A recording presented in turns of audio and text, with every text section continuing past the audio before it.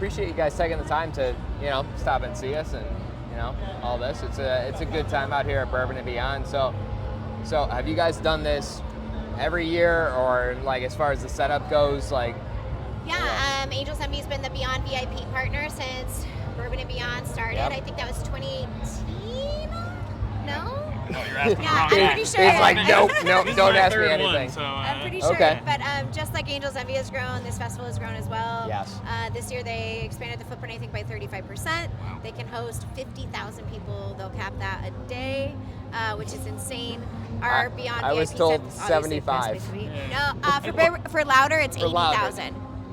80,000 a day, yeah. Wow. Because the louder people want a ton of humans around them, and the Bourbon and Beyond people are like, I'm drinking bourbon, I'm sweaty. Yeah, it's like I'm good with just like my traditional bourbon sweat, but I don't need anybody else's sweat on me. That's the unofficial That's just my idea. daily sweat. Is the Yeah. sweat. That's fair. That's fair. But no, it's crazy how much bigger this year is, and I mean, like you said, you guys have been involved with, especially the VIP area for years. It's awesome. I mean, we do really cool cocktails. We want to impress everyone who walks through those doors. They spend a lot of money, and they love to come for that experience. Yeah. And so, as an ultra premium whiskey, we want to make that ultra premium extension through Bourbon and Beyond. Yep.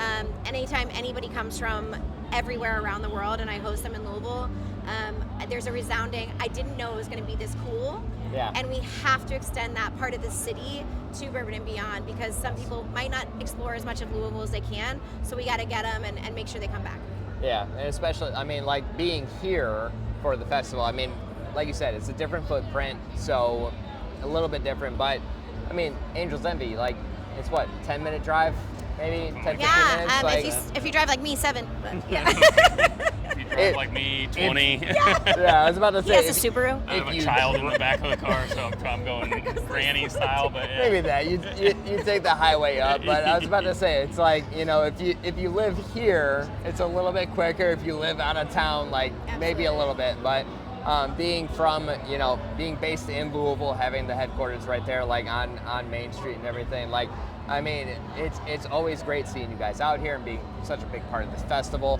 And I want to talk about what you got in front of me right here, because I mean, anytime you bring up Angel's Envy, it's like, all right, we got to talk about what people are going to experience as far as what they're tasting and the new stuff. I mean, the VIP area is, like, I will say, phenomenal. Thank you. So anybody that's coming out for the actual festival to be here and be part of it, like, top notch. But for anybody that's just coming out for the actual whiskey and the bourbon, like, let's talk about what you got in front of us for the new features here. Absolutely. This is the perfect segue, because these are available only at our distillery on 500 East Main. Yeah, there you go. And Owen's going to tell you all about the liquid, but that is exactly why we release these things during National Bourbon Heritage Month, when everybody's around.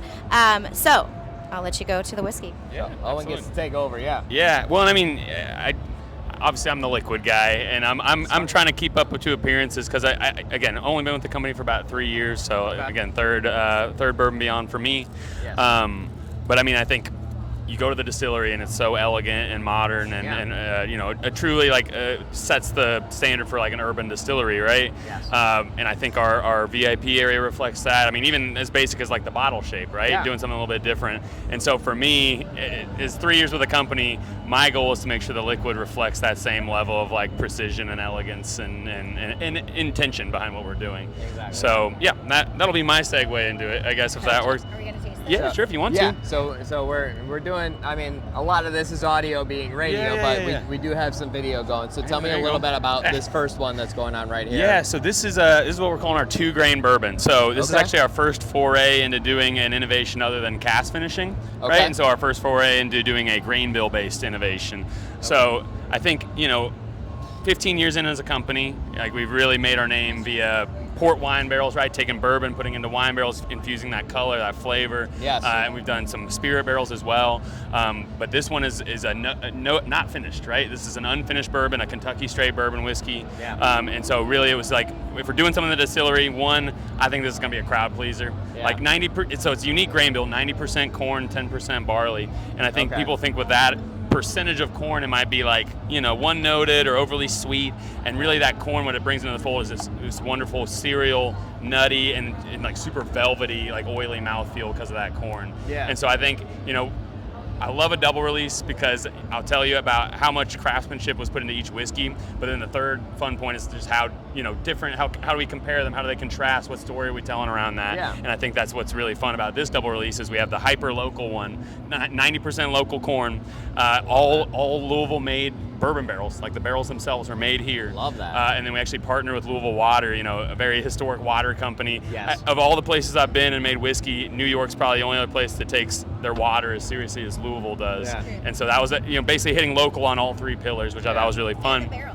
Yeah. So Kelvin Cooperage, historic Cooperage, located in Louisville, where we get our barrels from, and then we contrast that with like kind of hyper, I guess, internationally focused one, right? So my training's in Scotland. That's how I really punched my ticket in the industry. Is I moved to Scotland for 2 years. Nice. I got my master's degree there in distillation science. So really just jumped into it.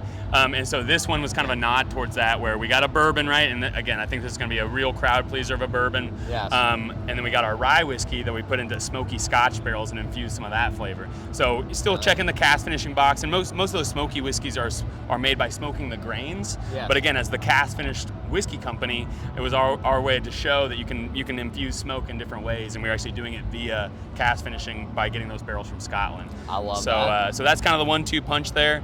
112 proof. Again, I think my favorite tasting note, my intern this summer said brioche on the 2 grain, right? Because everything I described, right? Oily, bready, cereal, nutty, and when you get the opportunity to dress those tasting notes up a little bit, I thought brioche was not only appropriate but also a little fancy. A little fancy. Yeah, so. I mean, even just off of the smell of this, like you get a bit of sweetness. Yeah. But Oh, for sure. I mean, like it's you were sweet. saying, No doubt, but not overly sweet. Yeah. Like balanced, I guess, is mean, what we're saying. Like you said, if somebody's going to be hearing 90% corn, that's going to be very sweet. But it's like brioche or like. Did you all ever go to one of those steakhouses that you ordered your protein and there was a salad bar and then they brought you yeast rolls? Yeah. It was like the yeast roll with the honey on top. Okay. Does Texas Roadhouse do that? No, they bring those rolls though. Yeah. You don't have to get up and go get Texas the salad. Roadhouse is like a whole other level. Like you talk about the rolls at Texas Roadhouse, and it's like Okay, that's you our wanna next talk about- partnership. That's our next partnership. That's Louisville right there. I Yeah. went on Wednesday just to have comfort food and then I went to play Mario Kart. I went there on my birthday. What's you want to talk Texas Roadhouse with the rolls? You want to talk Mario Kart? You want to talk some good whiskey and bourbon? What else do you need? I'll actually piggyback on that. So I think one of the fun things not exactly the Mario Kart, but for me, right, I make my training is in whiskey making. Yes. But kind of the role I found myself in now straddles both the production and the marketing around it. Yeah. And so for me, some of the most engaging things that I've moved myself into is I'm shaping the whiskey, but I'm also thinking about the story we're telling and the conversation we're having as we're making those whiskeys. Yeah. And so when we did this double release, again, we just launched it 2 Fridays ago. Okay. We actually kind of had a little mini pub crawl where we went to the Louisville Water Company, again, this 150-year-old facility, got to see how they process the water, back in the late 1800s. Yeah, get that limestone. Yep, so we did that, and we launched this there and did kind of like a deconstructed tasting there, and then everybody hopped into a shuttle, and we went to a wonderful cocktail bar that's just down the street from the distillery called Tartan House, which is basically the Scotch bar of Louisville. Yep. And Best cocktails in Louisville. phenomenal. Getting overseas on that one. Yeah, with exactly. Scotch, But even being a Scotch bar in Louisville, I think they still have more bourbon bottles than they do Scotch. You gotta know where you live. But it felt just but even that, right? The story we're telling around the whiskeys, but how to launch it in conjunction with local partnerships and again, passionate people on all sides of it. So and let's talk about why the water. It's not only exciting because of the proofing, which everyone does, right? Yeah. In Louisville, at least there's Louisville water, but Owen did a really cool old technique that he borrowed from cognac with the water and our barrels that makes this peated so exciting. Yeah, for me at least. So each of these, again, my background after Scotland, I worked for a little mom and pop distillery. So my background's almost in more like craft whiskey, literally making 10 whiskey barrels a week type stuff. We make 125 a day now, just for context. So each of these, when we talk about cutting or proofing, that's how we add water to the final release to get to the bottling proof. And so each of these has kind of like a craft-inspired way that we cut them. With the peated, as Angel said, we did. It's called Petit Eau, EAUX, little water in French. Yeah. And so they'll actually barrel age their water and then cut it with that. And so we actually barrel aged our cutwater for 10 months and then put the first cut on with that. So again, obviously when I tell you like hyper local on this one easily peated, obviously we know that those casks are from Scotland, but then the cutting technique's actually from Cognac. So even more internationally like nuanced than that. And then with the 2 grain, we did what's called a slow proofing, where we added water at different times to slowly bring the proof down. And so again, these, especially with these small batch ones, 20 barrels for the peated, I think we did 43 for the 2 grain. Like I get to kind of showcase not only our range and flavor, but just little techniques that I think are fun that honestly I'm doing for myself as much as anybody. Yeah. But like if I can share that with people, and you know, oftentimes it's a level too much for a lot of people, but I want to hit like the whiskey nerds and hit it on all the checklists there. Yeah. But ultimately, like the main goal is just to make a delicious whiskey, and each of those techniques I think add subtle nuances and flavor. And for me, I'm a storyteller, so like, and an education, like I develop all the brand education, and if there's nothing to talk about, it's hard to create a story. And Owen just gives content like all day long. That's 2 different ways, very different from what everybody else is doing with Louisville water, to introduce the city, the history, and how you can proof and how you can utilize that to make a different whiskey that's appealing to everyone. So, you know, even as a this would be like a gateway Scotch for me. Yeah. If someone was like, I don't like Scotch, I'd be like, cool, it's not Scotch, but try this. Because I think it would lead you to like try other Scotches that are fantastic. You know, it's about sort of just opening up different doors for people. Yeah, and I think, you know, we'll hit it again with kind of the way the distillery has come up and the modern, the elegance around that. Yeah. Like as a cask finish brand, right? Yeah. We have a unique skill set, I guess you would say, that allows us to reach different audiences. So like we finish in a Scotch barrel. Well, yeah, this is only available at the distillery, but next year where I want to put it, I want to go put it in like global travel retail, like Heathrow Airport.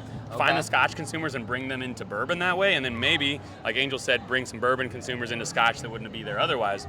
And same with our wine barrels, right? Portuguese wine for the most part, but like in the future, maybe we get like an Australian red wine, and that could be like an Australian exclusive, right? So when we look at where we want to be globally, I think the way that we make our whiskey like specifically suits us doing that. And so that's kind of some of the stuff that I'm excited to keep moving in towards down the line. Yeah. And as a young brand, like overall, we do have the opportunity to do that. We get to play a little bit more. We get to push boundaries a little bit more. We get to pivot a little bit more agile. It's a small team. It's a clutch team. Like we all work together. We all talk.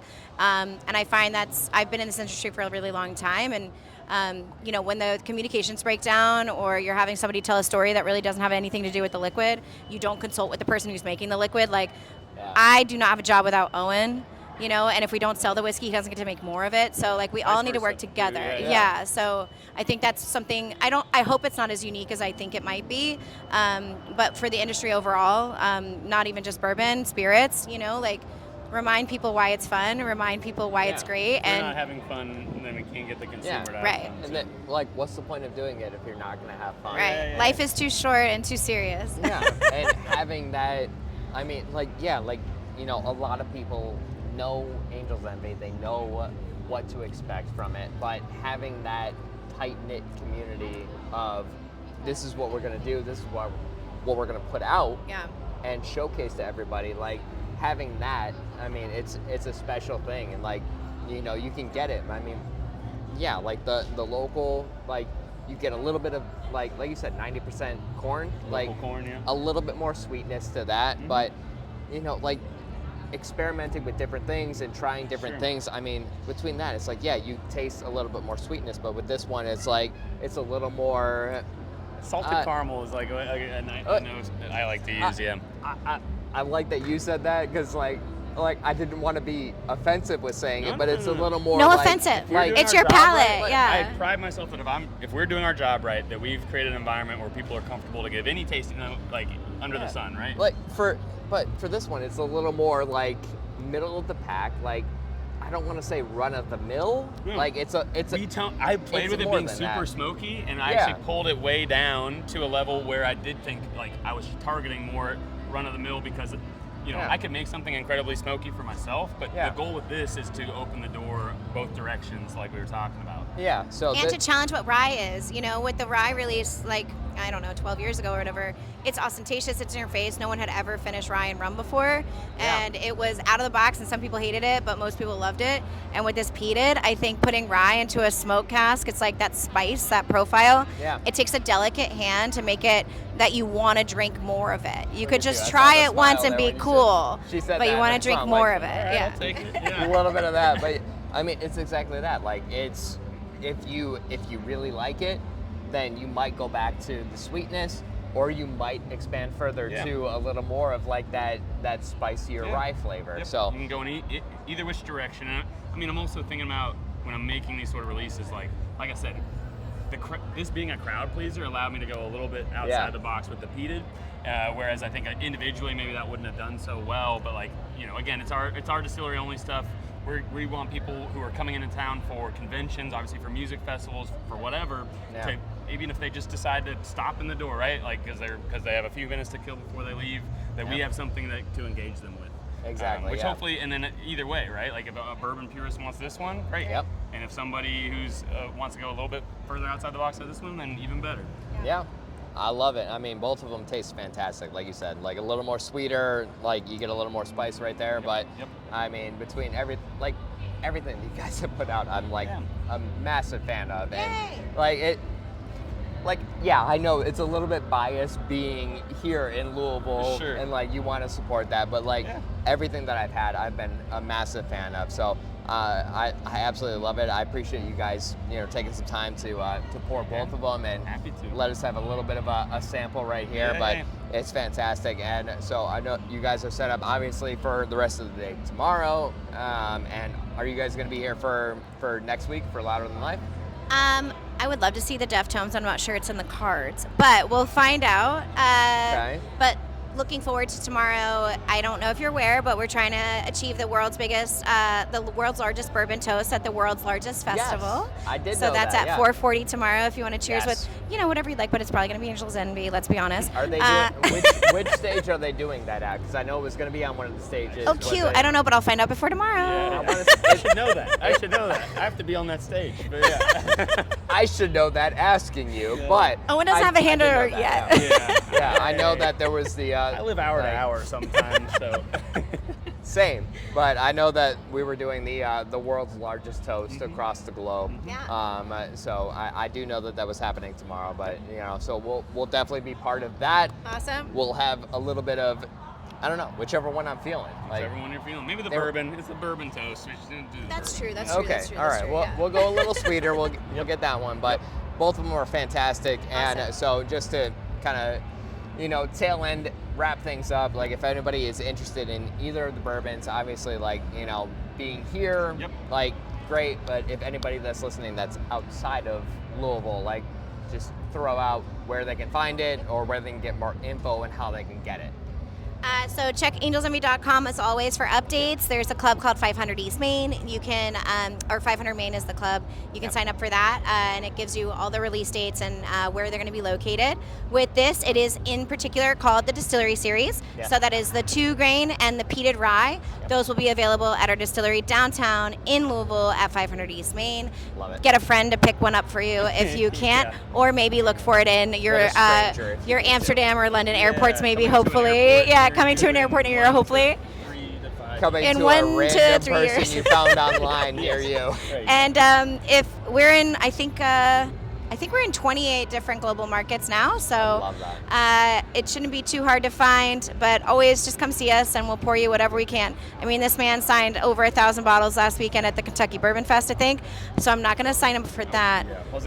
I just saw his eyes get so wide. He's It's like, real. wasn't that many? It was real, Well, you're doing great work. I mean, like you said, 3 years? 3 years next week. Yeah. I love that. Well, happy early anniversary. Happy early for all of anniversary. that. You're doing some amazing work. We got 13 for her. I hit 13 years in September 1st. So if you have any weird questions about Angel's Envy or esoteric questions, you can hit me up. Historical. Thank you. I love it. I love it. Well, I appreciate you both taking the time to not only talk about everything, but I mean, this entire experience at Bourbon and Beyond, the festival season out here in Louisville, it's great to be able to connect with you guys and showcase the version. Yeah, I mean, it's wonderful. You guys made an amazing product between the two of you. What a pleasure, sir. Thank you so much.